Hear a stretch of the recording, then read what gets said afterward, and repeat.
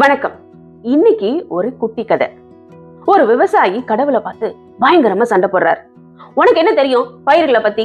உன் இஷ்டத்துக்கு மழை அனுப்புற, உன் இஷ்டத்துக்கு காத்து அனுப்புற, உன்னால பெரிய தொந்தரவா இருக்கு. பேசாம இந்த வேலையை ஒரு விவசாயிகிட்டே கொடுத்துட்டா என்ன, அவன் பாத்துக்குவான் அப்படின்னு சொல்றார்.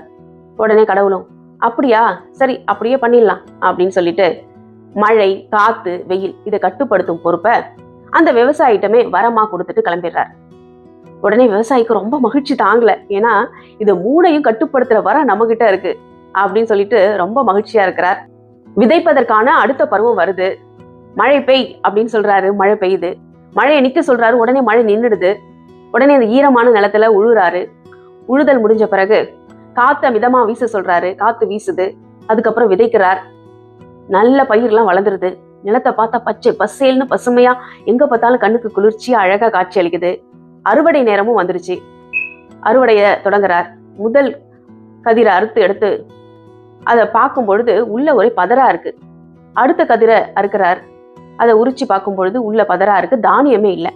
அதுக்கு அடுத்த கதிரையும் அதே மாதிரி அறுத்து பார்க்கிறார். உள்ள தானியம் இல்லை, எல்லாம் பதரா இருக்கு. உடனே பதறி போயிடுறார். கடவுளே அப்படின்னு கத்துறார். உடனே கடவுள் ஒடியாந்து என்னப்பா என்னப்பா அப்படின்னு கேட்கிறார்.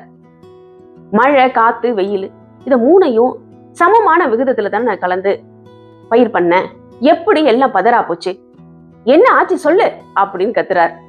உடனே கடவுள் புன்னகைத்தார். இவை அனைத்தும் என்னுடைய கட்டுப்பாட்டில் இருந்த பொழுது காற்று வேகமாக வீசும்.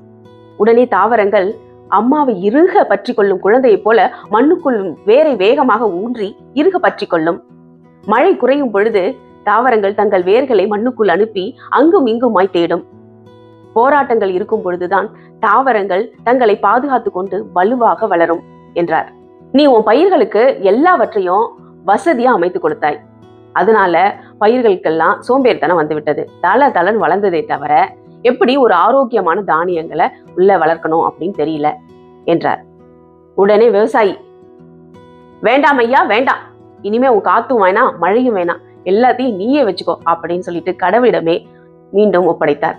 பிரச்சனைகள் நம்மை அழுத்தும் பொழுதுதான் நம்முடைய திறமைகள் அதிகரிக்கும். அன்னைக்கு இருட்டு ஒரு பிரச்சனையா இருந்ததுனாலதான் மின் விளக்கு கண்டுபிடிக்கப்பட்டது. பயணம் ஒரு பிரச்சனையா இருந்ததுனாலதான் வாகனங்கள் கண்டுபிடிக்கப்பட்டது. பிரச்சனையே இல்லைன்னா நம்முடைய திறமைகள் எப்படி தெரியும் நமக்கு? பிரச்சனைகளே இல்லைன்னா நம்முடைய மூளையின் திறனை எப்படி அறிய முடியும்? பிரச்சனை இல்லாத வாழ்க்கை தான் சபிக்கப்பட்ட வாழ்க்கை.